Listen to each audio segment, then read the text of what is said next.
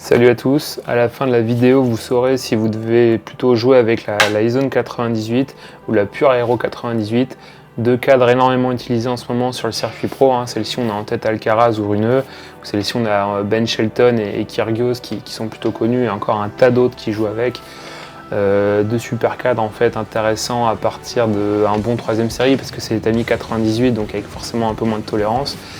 Deux tamis assez polyvalents, plutôt pour les attaquants, mais on va avoir des types de jeux où on fait un peu de tout avec. On peut prendre tôt, on peut lifter, on peut venir au filet, on peut rester au fond et tenir.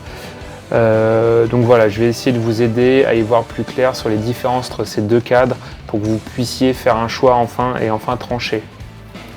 Un peu de contexte, ces raquettes en fait, elles sont à Casual Tennis, vous connaissez sans doute Casual Tennis, youtubeur tennis, qui me les a transmis. Donc la iZone 98, c'était pour la réparer. Je ne sais pas si on verra bien la caméra, au pire je mettrai des images, mais voilà, là si je pense qu'on voit.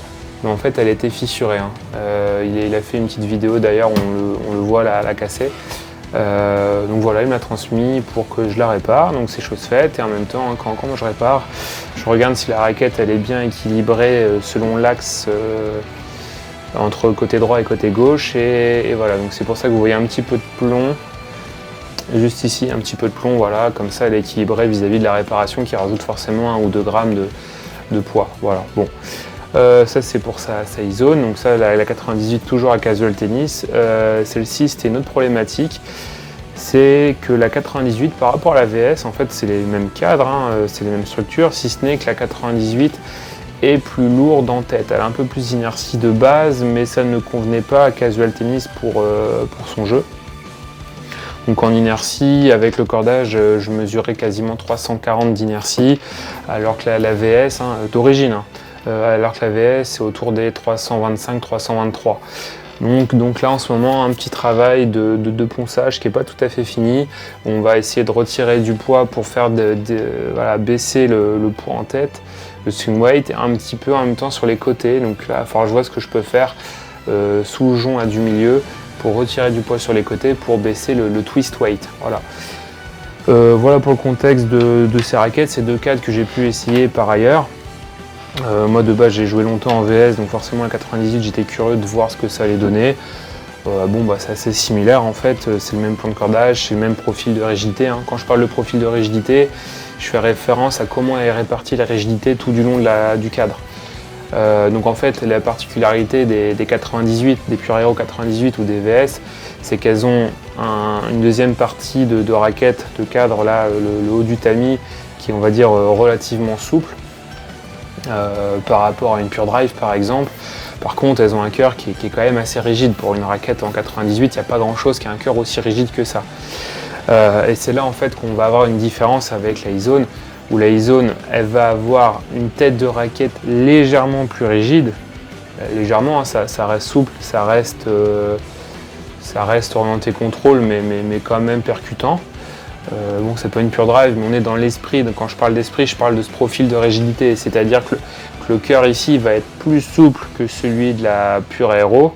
Donc en fait là, la structure elle est un peu plus fine et la raquette à l'impact elle va se déformer un peu plus par ici, mais ici ça va être un peu plus costaud et ça va bouger un peu moins. Et en fait, si vous voulez, pour du lift, on cherche quelque chose qui est costaud ici pour limiter la déformation en torsion à l'impact.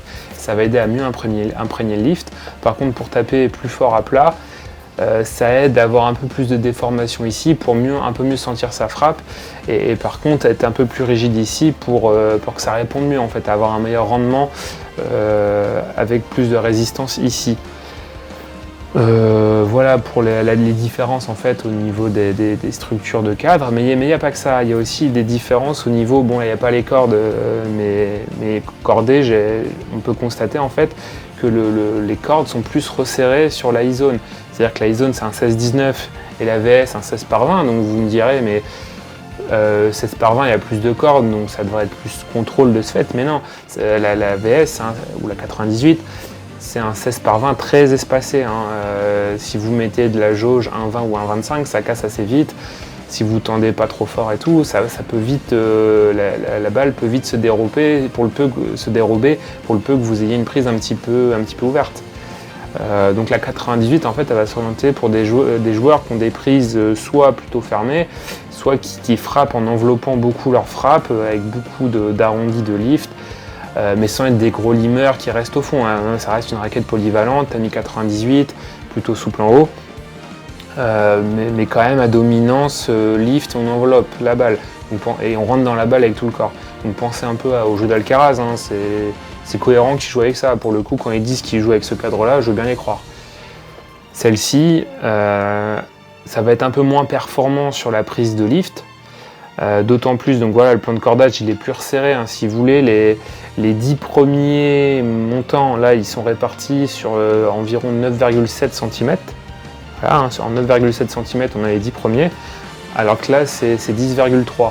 Vous me direz, c'est pas grand-chose, mais en fait, voilà.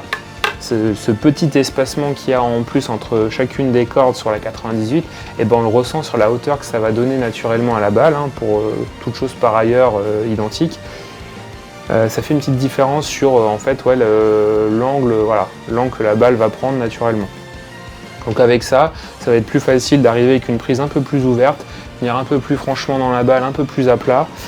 Mais voilà, avec plus de difficultés pour trouver de la hauteur de balle potentiellement. Si c'est une problématique que vous avez, bah, prenez plutôt la 98, et puis avec ce cœur un peu plus souple, un peu moins performant pour le lift, mais peut-être plus performant, en tout cas plus facile de venir taper fort à plat avec. Voilà, donc en fait ça, la iZone, hein, c'est l'esprit Pure Drive.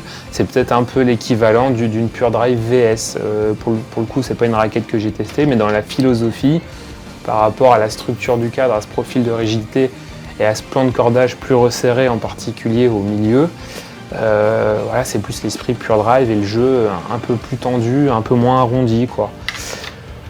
Autrement, au niveau des masses, la Yonex est peut-être un peu plus légère en tête de base, mais en fait tout ça, ça se règle. Donc c'est pour ça que je vous en parle pas trop, parce que c'est pas des choses importantes. De toute façon, d'une raquette à l'autre, il y a des grosses variations, hein, parfois.